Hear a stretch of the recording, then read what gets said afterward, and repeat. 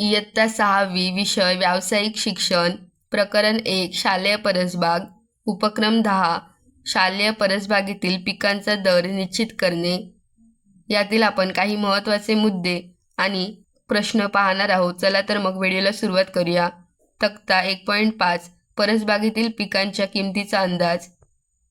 तुम्ही कोणते उत्पादन घेतले, बियाणे, रोपे आणि इतर साहित्य यांवर किती पैसे खर्च झाले, कापणीचे प्रमाण किती होते, संख्या किंवा वजनानुसार, शेतमालाचा बाजारभाव व किती आहे, तुमच्या उत्पादनासाठी तुम्हाला किती पैसे मिळतील.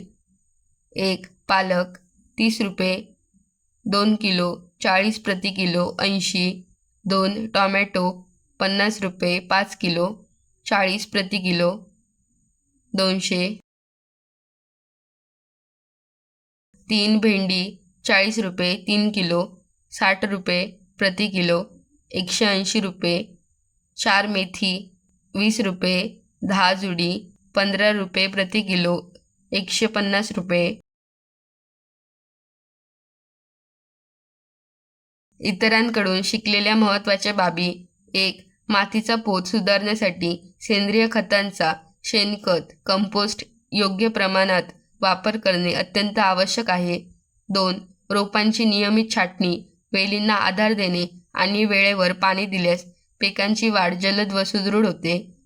3. कीटकांपासून पिकांचे रक्षण करण्यासाठी रासायनिक औषधांऐवजी निंबोळी, अर्कासारखी सेंद्रिय कीटकनाशके प्रभावी ठरतात. उपक्रम व त्यासाठी लागणारा वेळ. उपक्रम कालावधी तासात आणि दिवस. उपक्रम 1 2 दिवस. उपक्रम 2 3 दिवस. उपक्रम 3 2 दिवस. उपक्रम 4 4 दिवस. उपक्रम 5 15 दिवस. उपक्रम 6 दैनंदिन. उपक्रम 7 30 दिवस. उपक्रम 8 10 दिवस. उपक्रम 9 1 दिवस. उपक्रम 10 2 दिवस.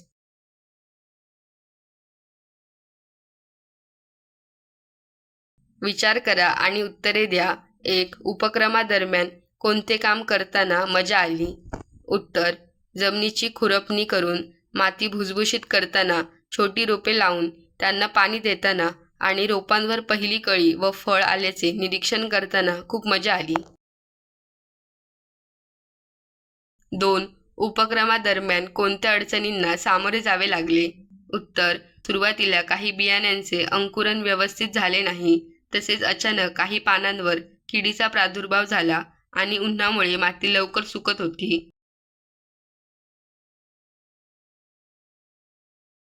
पुढच्या वेळी वेगळे असे काय कराल? उत्तर: पुढच्या वेळी आम्ही अधिक चांगल्या दर्जाची सेंद्रिय खते वापरू. पाण्याच्या बचतीसाठी ठिबक सिंचन किंवा आच्छादन पद्धतीचा वापर करू आणि कीड लागण्यापूर्वीच निंबोळी अर्काची फवारणी करू. 4. कोणत्या परिस्थितीमुळे रोपे वाढण्यास मदत झाली? जर रोपांची वाढ चांगली झाली नाही तर पुढच्या वेळी काय करावे? उत्तर: योग्य सूर्यप्रकाश, वेळेवर दिलेले पाणी, भुसभुशीत माती आणि सेंद्रिय खतांच्या नियमित वापरामुळे रोपे वाढण्यास मदत झाली. वाढ झाली नाही तर उपाय: मातीची सुपीकता तपासून त्यात कंपोस्ट खत मिसळावे, रोपांना पुरेसा सूर्यप्रकाश मिळेल याची खात्री करावी आणि पाण्याचा निचरा योग्य होतो की नाही हे पाहावे.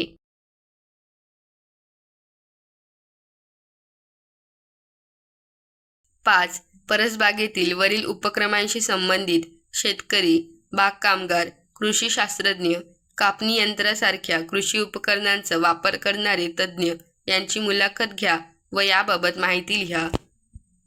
उत्तर: आम्ही स्थानिक बागायतदारांची मुलाखत घेतली.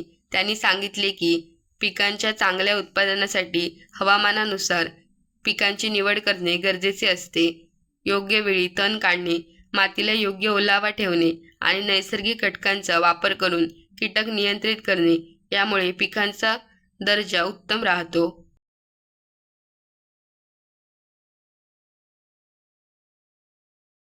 6. कृषी आधारित विविध व्यवसायांची माहिती मिळवा.